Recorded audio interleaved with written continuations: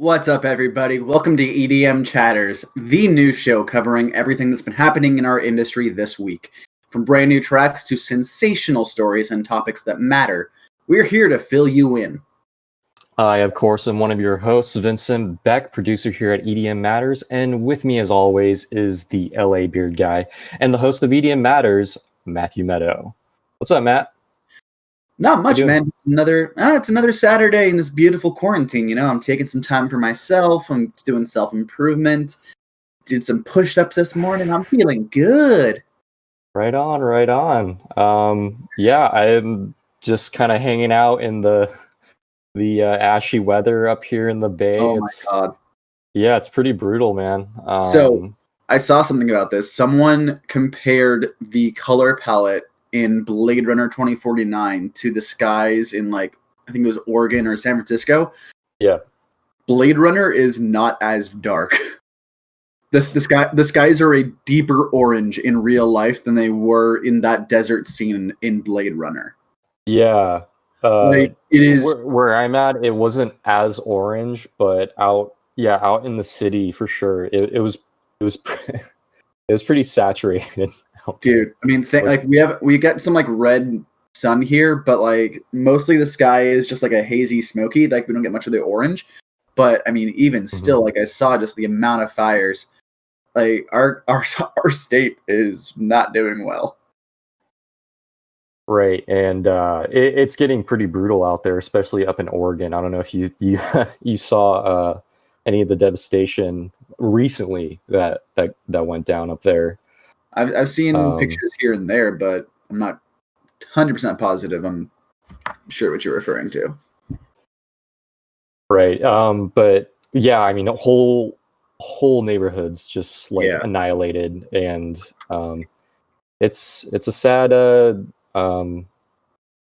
it's a sad like situation to be in at this moment, especially in the midst of COVID. Yeah, and I think it goes without saying that our hearts go out to all of our viewers up and down California, Oregon, and Washington. I hope you're safe, and stay safe if you aren't. It sucks, but definitely does. Yeah, but yeah. From that kind of downer note, what do we talk about today, Matt? It seems like there's no easy way to transition that, so I'm just going to go straight into it. If you follow anyone on EDM Twitter right now, which if you aren't aware is a thing, Pioneer just put out their latest, version model of the popular CDJs. It's the CDJ 3000. It's what you, for the most part, see every DJ playing on at clubs. They're either playing on CDJs or Denons. That's pretty much the two market share companies for DJs. But they just put out this new CDJ 3000, and everyone's criticizing it because just one of them costs like $2,300. And the big question is, who has the budget to buy that right now? Because it's certainly not clubs, and it's not DJs either. So, I mean, it has a lot of cool features. I think you've done some DJing. Maybe you can give us some more insight on the features. I don't really DJ that much. I just write about them. But I mean, the CDJ 3000 are perfectly fine. I'll say I'm no professional, but I've done a little mixing on I think CDJ or previous versions of this. Yeah. I'm assuming like this is just like one CDJ like unit. Yep. Right. So I think in Pioneer's like marketing like package or however they're marketing this thing, right? It's just like a mixer and like 6 of these. Or right? However they're doing it, yeah. Right. And so they're all $2,300 a piece. And they want you to drop $12,000 on a assortment of just replay devices. It's ridiculous. Right. I don't, and like you said, I don't really know who might be buying these. I don't know, like, and especially if you're wanting to pick up like becoming a DJ or learning how to mix, I don't think you'll be wanting to drop that kind of cash for equipment like this. But that said, here's some of the features that come with Pioneer CDJ 3000, right? They include a 9-inch touchscreen, 8 hotkey buttons, a touch cue, and I think Matt just got kicked out of Discord, but I'll keep going with the features right here. Stacked 3-band waveforms and an all new jog wheel with LCD screens. So what I think you said earlier, we could just drop about 12 grand for 6 of these. If you were buying 6 of them, I mean, actually, with the 2300, so that'd be an extra 18. You'd be dropping about 14 grand on 6 of them. Okay, easy, right? And just like get 6 of those, daisy chain them, and like a mix 6, triple drops of like Radium at the same time or something. Yeah, I mean that's I don't know. I think people do, right? Yeah, I mean most DJs only use 2 at a time. Like you get basically like the hardcore dubstep and drum and bass DJs using 4, and even then, like only a fraction of those use 6 at a time. I'm thinking like Andy C, maybe Diesel Boy, like the really like laid back, or maybe even like laid back Luke would probably use all these features, just to like queue up multiple tracks for like a huge set or something. Yeah. And I can see where like these new like hot cues and like touch cue features might help them in what they're doing. But yeah, I guess the funniest thing from this story is like EDM Twitter is just throwing down some memeage since I guess these were announced. Lil Texas came with a great tweet. Can't wait to put the new CDJ 3000 in my ass. And then Yellow Claw, I guess, went in with some Photoshop skills and turned the Pioneer DJ into a rice cooker, which I found delightful. And we'll put those up on screen for everyone to check out. I mean, sometimes I feel like some of my electronic devices get hot enough to cook rice, but I don't think you should really go and do that. Can you imagine if they could, like during a live show? That'd be oh my god, that'd be perfect. You just like see a DJ, get some rice out. Yeah, and you can like if you got AA or something, and you're just like, hey man, hey Yellow Claw, give me a snack. Exactly. A show or something. Yeah, it'd be fantastic. Yeah, I mean, yeah, DJs don't really get to eat when they're up on stage, so it'd be a nice little little treat. But I want to. But in conclusion, but just to conclude this little story, kind of an untimely release for a really expensive piece of tech. I don't really know about this one, Matt. I'm not for it. If I wasn't like a DJ tech review thing, I would give this like a 1 out of 5 right now. I mean, 5 out of 5 for features, but 1 out of 5 for timing. Like, do better. Agreed. Yeah.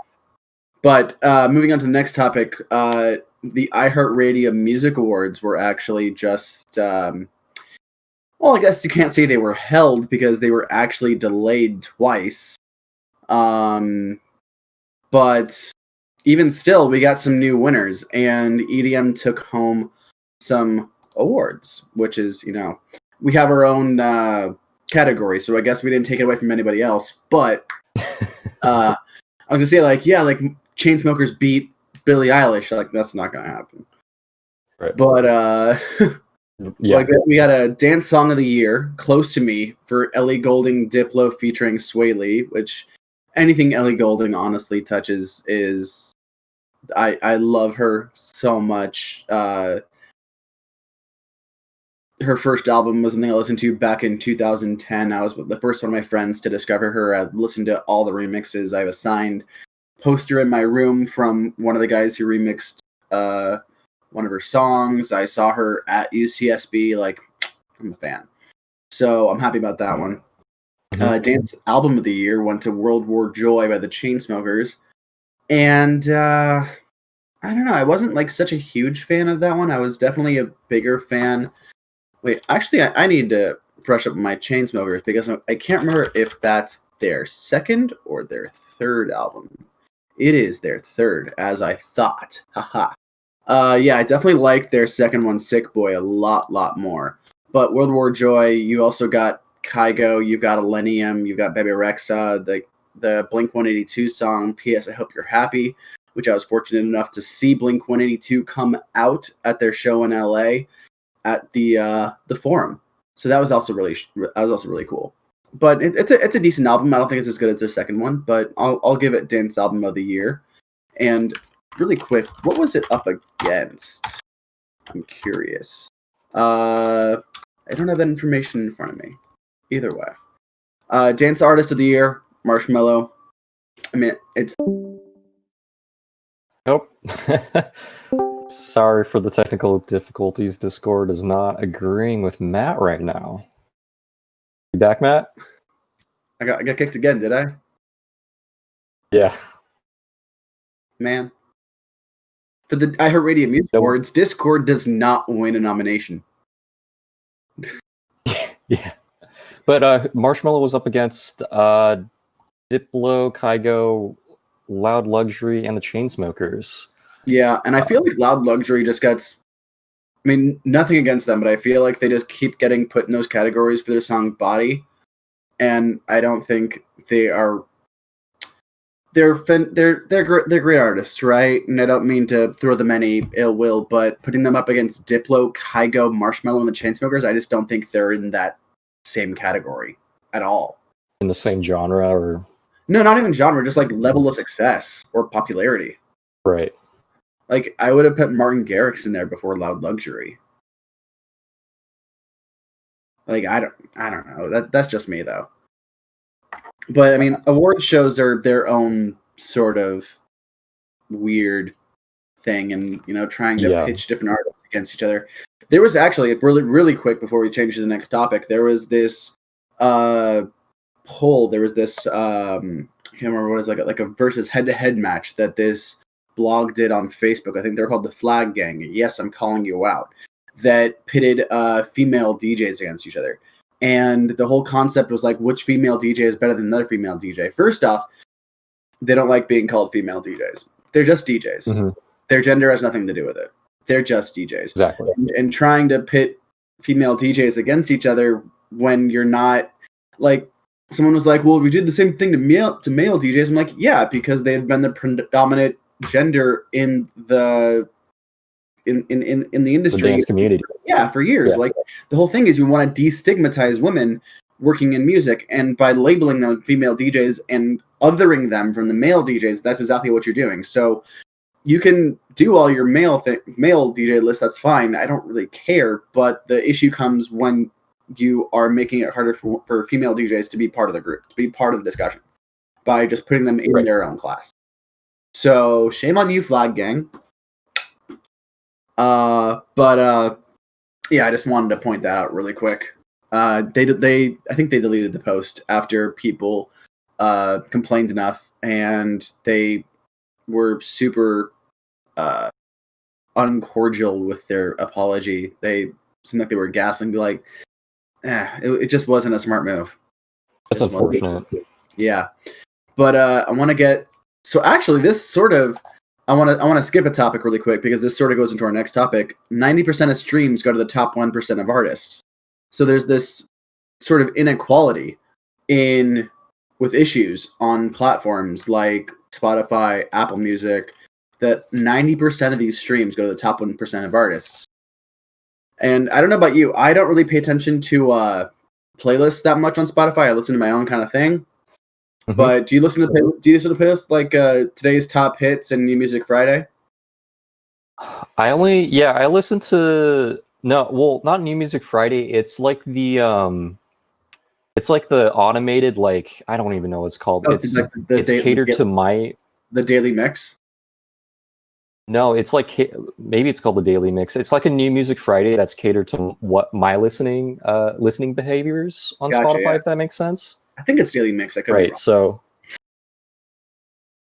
So yeah, I don't listen to kind of like the top catered playlists on Spotify, if that makes sense. Yeah, it makes sense. But I mean, the reason I ask is because those playlists tend to highlight the most popular artists. Because I mean, it's sort of a catch-22 because I mean, I deal with this at my day job as well. Like, you have the popular artists who keep bringing the viewers and listeners back, and then you try to expand with smaller artists, and they don't get the same views or attention. So it reinforces what you were doing with the bigger artists, and then it's just a cruel, vicious cycle of trying to highlight smaller artists and not getting the same attention. And then so you go back to the bigger artists, and it's that like business dopamine hit where it's like, oh, we're getting millions of plays, like let's keep doing this. Meanwhile, you find a small artist that you really care about, and just no one. So my question to you, the viewer, is how much of it is up to the platforms and how much of it is up to the listeners? Does the platform need to cater to the listeners and give them, like, we already have Friday Crate Diggers, like that's a thing that kind of highlights smaller artists, but it should be up to us as well to have a spirit of adventure and exploration. We all remember finding our new favorite artist. Wouldn't you want to experience that kind of joy again? So I know I would. This is an interesting topic because you kind of find this or see this problem in Twitch streaming. Actually, if you think about it, right? Twitch streaming, or Twitch, is a streaming platform, but it's also a business, right? So, everyone wants to be a streamer now, right? If we're talking about like this scenario, but it is like right now, it is so hard for someone to be like quote unquote discovered and like gain views as a Twitch streamer, because the top 1% streamers get all the views, right? Exactly. Because there's only a finite amount of viewers that can like be spread across the whole platform. And this is kind of the same. A similar situation is happening here on Spotify, but on like a larger level, because I think the music industry is like infinitely like larger, right, than just like being a streamer, right? So like you have like your top 1% artists, like obviously bringing in business to Spotify and Apple Music and these other, or like Tidal or something. I don't know if Tidal's still a thing, but you know what I mean? Here it is, but so like, is it Spotify's like responsibility? And I'm just like coming to this from a business point of view, and I'll like circle back around to like what could be done, right? Like, is it Spotify's responsibility to like cater to small artists when they're already getting like, business is already booming with exactly, like they're gonna do fine on Ariana Grande, like playlisting,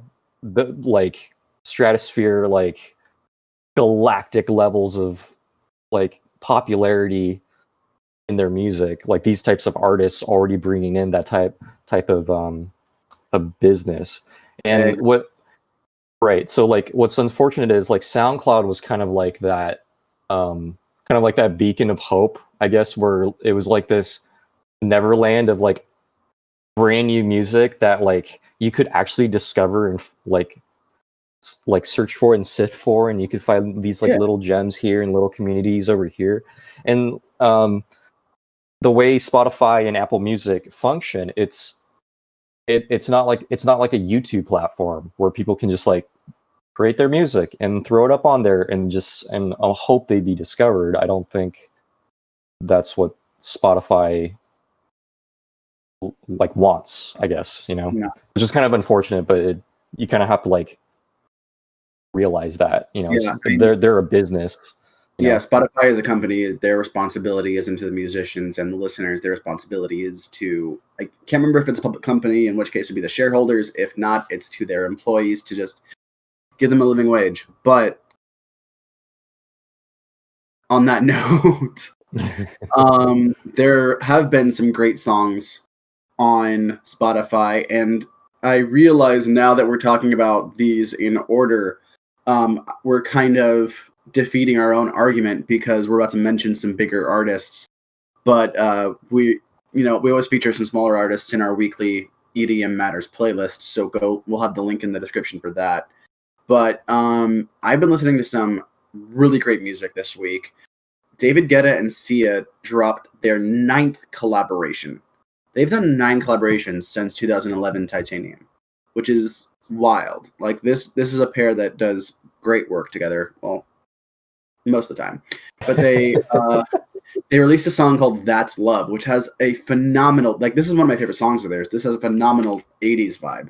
Mm-hmm. And you mentioned in the notes that it has an Aha vibe. Yeah, it sounds like is heavily inspired by, like, I mean, obviously the sounds of the 80s, but like Take On Me, like, easily a huge inspiration for this song. That kind of, like, I felt it was very, at least the drum samples. I felt it was very Breakfast Club inspired. Oh yeah, that's a good way to put it. Like the second I heard it, I was like, this sounds like Breakfast Club. Wait, was Breakfast Club in the 80s? 1985. Yeah. So, yeah, I think it's a fantastic song. And Dillon Francis and Grandson did a remix of Oliver Tree's Cash Machine, which is just, I think it's like peak Dillon Francis. Like, it's just wacky and fun. And on top of Oliver Tree's already, like, boisterous personality and, like, unique sound in his music, I think it's a fantastic remix. I definitely agree. Dillon Francis is a name I haven't seen in a while. I mean, personally. And I don't know what you'd call this. To me, it was like a down-tempo kind of track. I called it, like, Moombahton Funk. Moombahton Punk. Moombahton Punk. Yeah. That's hard to say. But Moombahton Punk. Yeah, I'll give it to you. Yeah. Yeah, it's a fantastic track, and I really like Oliver Tree's vocal. Yeah. Or, I mean, I guess this is a remix, so... Yeah, I think Grandson added some. Okay, cool. I don't know if it's me, but I feel like Oliver Tree is pretty, like, underrated, or maybe I'm just, like... I'd say he's making shit up. I'd say he's an acquired taste rather than underrated. Okay. Well, I definitely recommend everyone check this out, because it's so good. Yeah, and I hope to see it live one day. And something else that actually isn't a new song, I didn't realize this until I saw the news, but the Daft Punk remix of Franz Ferdinand. There was just a company that put out, like, a compilation of Daft Punk music and influences on vinyl for the first time, and one of them is the remix of Franz Ferdinand, which, I don't know about you, Vince, I did not know this existed. I vaguely remember something, but, like, maybe Daft Punk, like, appeared during a Franz Ferdinand show, but maybe that was, like, a different band. I think you think of Phoenix. Yeah, actually, that might be it. But I did not know about this. I guess you could call it a remix. What did you think about this one? It's sort of like they just went into a studio with the original and just let it play and then did stuff on top of it. Like, yeah, just kind of like a one shot. Like, here's like one note that kind of continues to rise, and they just had some analog synths, and they were just like, "Take me out," it's just like let's just kind of have fun with it. I don't know. I didn't dislike it. I wouldn't be, like, mad if they didn't play it at a show. It wouldn't be like the encore that I'm like, Franz Ferdinand, like, I wouldn't do that. But, to me, it's a new Daft Punk song, which is the first time we've heard something like that in 7 years. So I'll take it. Definitely check out that video link if it's down in the description box below. The comments section is pretty it's a fun little Is place it? for that video. Yeah, it's just everyone I didn't repeating know the same thing. Oh my god, that's hilarious. Yeah. That's amazing. Also, coincidence, if you didn't notice, all those artists started with blah, blah, blah, blah. All those artists started with the letter D. So D is the letter of your day. Bing. There you go. Anyway, that does it for us at EDM Chatters. I hope you enjoyed our ramblings and maybe learned a thing or two. Please don't forget to like and comment on this video and subscribe to our channel if you want more exciting content from us. We will see you in the next one. See you, Vince. See you guys.